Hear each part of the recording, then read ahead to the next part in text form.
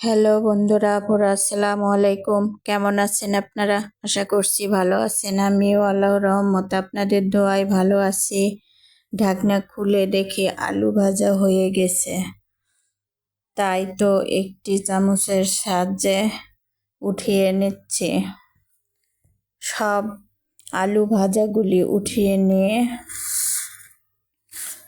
ওই কড়াইয়ে পেঁয়াজ রসুন কুচি দিয়ে দেব। সবগুলো একটু চামচের সাহায্যে গামলায় উঠাই নিচ্ছি।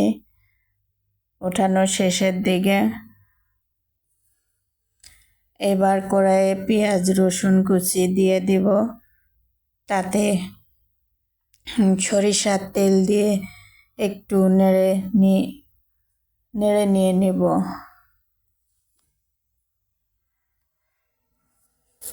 তারপর দিয়ে দেব পরিমাণ মতো লবণ। এরপর সামনে অনেকক্ষণ যাবৎ কষাতে হবে। অনেক সময় কষানোর পর কেটে রাখা একটি টমেটো দিয়ে দিব। পেঁয়াজগুলো আগে কষাইয়ে নেই।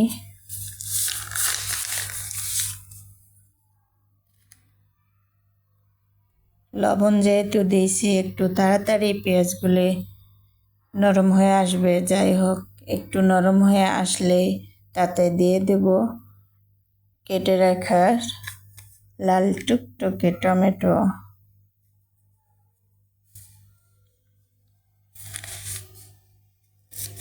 টমেটো দেওয়ার পরও অনেক সময় নিয়ে কষাতে থাকবো, কারণ পেঁয়াজ টমেটো দুটোই নরম হওয়া লাগবে। যাই হোক, এইবার দিয়ে দেব পেঁয়াজের উপর টমেটো ধুয়ে কেটে রাখা সেই লাল টুকটুকে টমেটো।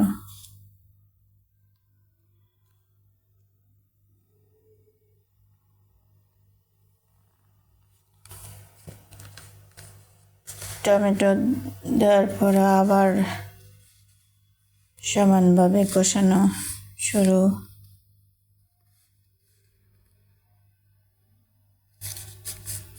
কষানোর এক পর্যায়ে মরিচ গুঁড়ো দিয়ে দিব।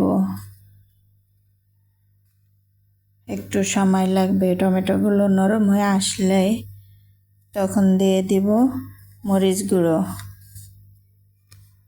আরও দিয়ে দেব হলুদ গুঁড়ো।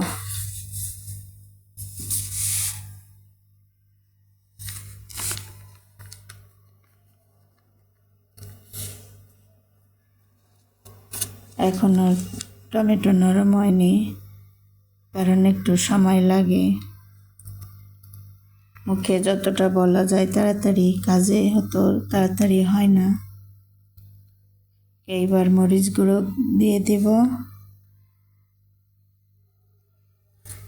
এরপর দিয়ে দেব হলুদ গুঁড়ো। এইবার একটু সময় নেড়ে নেব। শুধু হলুদ মরিচগুলো একটু কষাইয়ে নেব তেল পেঁয়াজের সঙ্গে।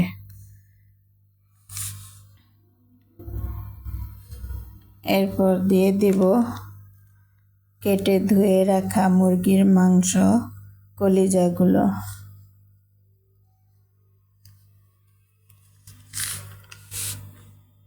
মাংস কলিজা দেওয়ার পর একটু সময় কষিয়ে নিয়ে সামান্য পরিমাণ পানি দিয়ে দেব, কারণ মশলাগুলো কষাইতে কষাইতে শুকিয়ে গেছে। একটু পানি দিয়ে মাংসগুলো কষাইলে ভালো হবে। তাই সামান্য একটু পানি দেব। পানিটুকু দিয়ে আবার কষানো শুরু। কষাতে কষাতে দেখব যে আর কষাতে হবে না, তখন আবার পরিমাণ মতো পানি দিয়ে দেব।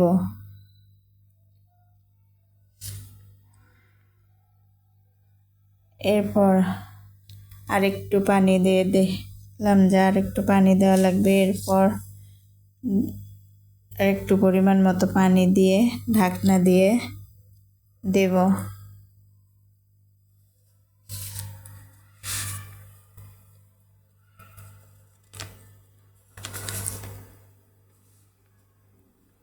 যাই হোক, ঢাকনা দিয়ে যাব রাইস কুকারের কাছে।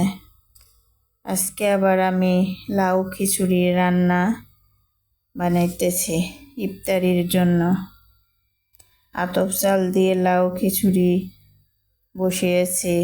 ঘন ঘন নেড়ে দিতে হয়, না হলে নিচে লেগে যায়। যাই হোক, খিচুড়িগুলি ভালোভাবে নাড়া দিয়ে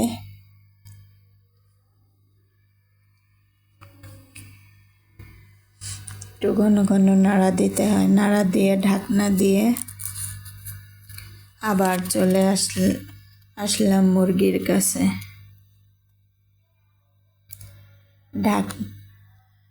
মুরগির কড়াইয়ের ঢাকনা খুলে দেখি সময় হয়েছে আলু ভাজাগুলি দেওয়ার।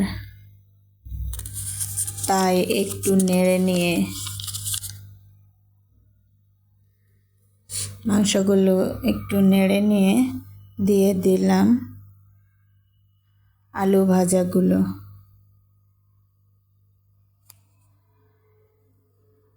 আলু ভাজাগুলো দিয়ে মনে হলো আর একটু পানি লাগবে, সেজন্য একটু পানি দিয়ে দিলাম। যেহেতু একটু ঝোল রাখবো, সেজন্য পানি দিলাম।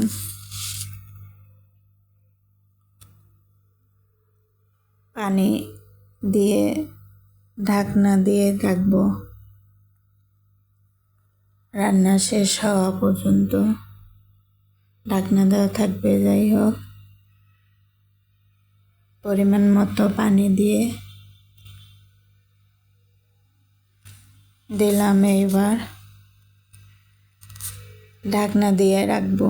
ফাইনাল লুক অবশ্যই দেখাবো। ভালো থাকেন সবাই, দোয়া করবেন, আমিও দোয়া করি।